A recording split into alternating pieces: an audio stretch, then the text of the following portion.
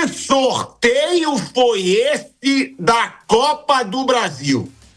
Meu amigo, se fosse combinado, não ia ser tão bizarro esse sorteio. Acabou de sair o sorteio da Copa do Brasil e acredite se quiser, Cruzeiro vai pegar o Atlético Mineiro, Grêmio vai pegar o Internacional e o Palmeiras vai pegar o Santos. 3 confrontos regionais, 3 clássicos assim, absurdos regionais e que vão dar muito, mas muito peso para essa Copa do Brasil. Acho difícil apontar favoritos. O Palmeiras é bem favorito contra o Santos. Aí a gente tem que ser sincero. Olha a fase do Palmeiras, olha a fase do Santos. Agora, Grêmio e Internacional vivem fases muito semelhantes. Cruzeiro e Atlético Mineiro, o Cruzeiro hoje é mais time, o Cruzeiro hoje tem mais treinador, o Cruzeiro hoje tem mais... O sorteio das quartas de final da Copa do Brasil foi simplesmente absurdo. Não é exagero dizer que a competição pegou fogo antes mesmo da bola rolar, porque 3 clássicos gigantes foram colocados frente a frente e agora alguns dos maiores clubes do Brasil vão ter que eliminar um rival pelo caminho. É isso mesmo, não vai ter espaço para erro, não vai ter segunda chance e um gigante vai ficar pelo caminho antes da semifinal. O sorteio foi tão bizarro que parece até que alguém decidiu colocar fogo na Copa do Brasil de uma vez. Rivalidade, torcida pressionando, jogadores nervosos e 2 jogos que prometem ser verdadeiras guerras dentro de campo. Mas a grande pergunta é: quem comemorou esse sorteio e quem está desesperado com o adversário que pegou? Tem time que pode ter se dado muito bem, enquanto outro pode ter recebido simplesmente o pior confronto possível. E olha, porque um desses clássicos tem tudo para ser um dos maiores jogos de toda a Copa do Brasil. Então não sai daqui, porque eu vou mostrar os confrontos das quartas, explicar quem levou vantagem nesse sorteio e apontar quem pode sair eliminado. E antes de continuar, já deixa o like, se inscreve no canal e comenta aqui embaixo. Qual desses clássicos você acha que vai ser o mais insano? Quero saber a sua opinião antes da bola rolar. Dinheiro, mas é um clássico que também é muito igual, né? É muito igual.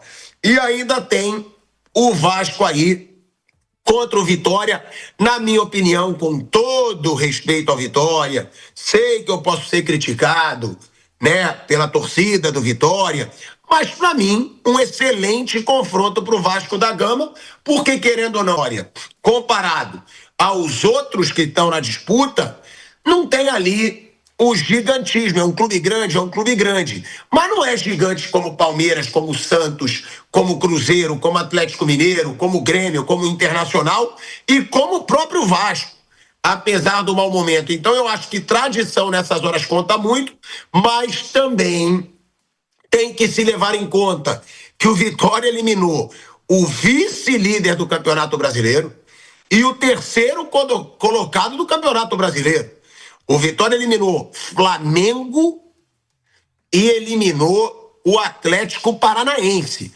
Ou seja, é um Vitória que chega também muito forte nessa Copa do Brasil contra o Vasco, que foi finalista, né, no ano passado e perdeu o título contra o Corinthians. E, Mauro, que sorteio, né? Às vezes a gente fala, 3 baita confrontos e os jogos não são nada demais. Mas é legal, né, Mauro? 3 clássicos regionais aí, no mata-mata da Copa do Brasil, um sorteio que parece que foi até combinado. Mauro César Pereira, e o que esperar de cada confronto? Quem você acha os favoritos para esse mata-mata da Copa do Brasil depois do sorteio de hoje, Mauro? Olha, eu não vejo muita diferença não. Se fosse Grêmio e Atlético Mineiro, Cruzeiro e Vasco, Palmeiras e, sei lá, Internacional, também seriam confrontos grandes também. E o Vitória, eu não concordo contigo não. Era melhor pegar o Santos que o Vitória. Santos é da zona do rebaixamento, o Vasco é da zona do rebaixamento.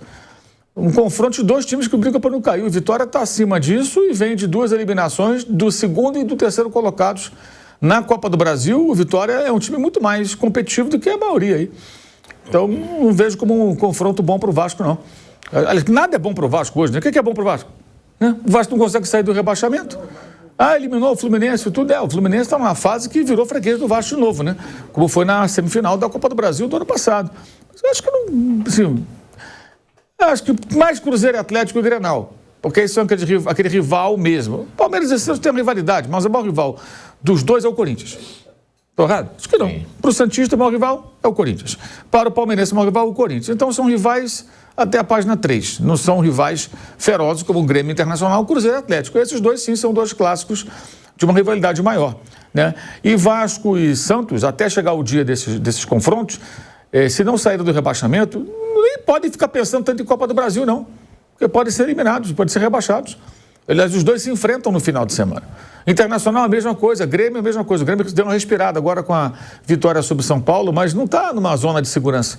Se tiver 2 rodadas ruins, volta lá para baixo. Então, essas equipes têm que... A gente não sabe nem qual vai ser digamos assim, a prioridade que poderão ou não dar à Copa do Brasil quando chegar o momento, porque estão bem encalacradas. Gente, dos 8, nós temos aí 4, pelo menos, que estão correndo risco. Grêmio, Inter, Santos e Vasco. O Vitória até está um pouco mais perto ali agora, né? Depois do jogo de domingo. O Vitória é muito mal fora de casa, né? Mas, enfim, eu acho que o Vitória... O Vitória já entra no campeonato sabendo que a luta dele é para permanecer na Série A. É diferente isso aí. Ele está já adaptado, sabe? Isso aqui é minha realidade. Ainda mais num ano em que ele consegue avançar tanto na Copa do Brasil. Ele sabe que vai ter mais dificuldade. Os outros, por mais que o Vasco seja rebaixado várias vezes, sempre é um peso maior. Time com um peso maior. Santos já foi rebaixado, já quase caiu de novo. Então tem que ver como é que vai ser na semana dos jogos. Bizarro aí a situação, mas eu queria fazer essa pergunta também pro Facincani, né? Até que ponto podem pesar as outras competições? Porque o Palmeiras, eu acho que é muito óbvio que a Copa do Brasil vai ser a terceira prioridade. Sim. Ou seja, deve passar do Cerro Porteño. Eu não vou dizer que já passou, pro torcedor palmeirense não dizer que eu tô agorando, tá? Porque realmente eu não tô. Eu acho que não tem como o Palmeiras ser eliminado pelo Cerro Porteño. Mas tá bom. Palmeiras passando na Libertadores e líder no Brasileiro, né, Facinca? Sim. Copa do Brasil tá longe de ser a prioridade. Mas você acha que a torcida vai fazer pressão por ser clássico? Tipo assim, se o Abel decidir poupar. Vai. Pilhador, o que aconteceu no passado? Em vários momentos a gente tem pensamentos similares, tá? Eu viro pra você e falo o seguinte: no ano do seu time, Pilhador, você vai perder 4 títulos e desses 4 títulos, todos eles divididos 50% para os seus 2 principais rivais. Qual que vai ser o sentimento no seu ano? Como é que você termina o ano? Feliz? Legal? Olha, o que importa é competir. Vamos dar uma medalha de honra ao mérito. Que lindo, estrelinha na testa de prata, porque ele foi o 2º melhor aluno da classe, aquela coisa toda.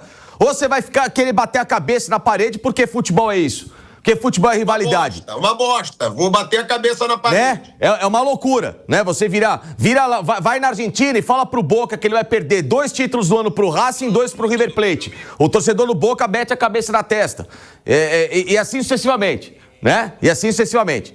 O ano do Palmeiras esse ano é pra justamente tirar da frente e, entre aspas, proibir moralmente o Palmeiras a perder títulos justamente para times dos quais ele tem uma rivalidade pesada, para não gerar esse constrangimento que há pelo menos 3 temporadas o torcedor tem passado, né? Desde 23, 24, 25 e agora 26, em que o Palmeiras tem a chance de não ter esse tipo de constrangimento. O futebol ainda se vive muito com paixão, que aliás tem que passar a dar aula para treinadores por aí, né? Que tentam transformar o futebol em aula de economia, em aula de administração de empresas, transformar o futebol em psicologia, e estou esquecendo que o futebol, graças a Deus, ele vive pela rivalidade. Aliás, outros esportes do mundo têm rivalidades pesadas por causa e com heranças do futebol, inclusive o basquete. Né? Grandes rivalidades no basquete no mundo se dão porque os times são herdados do futebol. Então a rivalidade ainda existe. Então não existe essa de entrar clássico, não, vou entrar mais ou menos, vou entrar para poupar. Futebol de alta rotação, toda semana você tem que competir lá em cima. Senão, aí sim, o psicológico, a sua quebra motivacional, a sua quebra de foco, ela faz com que você perca competições como foi no ano passado. que o Palmeiras passou a ficar olhando só para a final da Libertadores e largou um Campeonato Brasileiro que se ele competisse a vera, se ele competisse com a cabeça no lugar, por mais que ele pudesse ter motivos para reclamar de extracampo em alguns momentos, mas ele não joga. O que joga é você. O que joga é quem está em campo. Independentemente se você está reclamando com o juiz ou não. Mas tem os 90 minutos ali. Se você larga os 90 minutos, você desfoca daquilo, você está preocupado com outras coisas, ou então com situações futuras, você deixa de competir, você deixa de estimular o seu nível de complexidade esportiva, e com isso, você vai perder campeonato. Então não tem essa história, essa conversa. Não, terceira via, não. A hora que entra em campo, ainda mais times com esse nível de investimento, com esse nível de cobrança, com esse nível de infraestrutura, é proibido você fazer qualquer ceninha, qualquer tipo de desvio de prioridade, porque você está atacando o objetivo maior. Isso não existe, de forma nenhuma.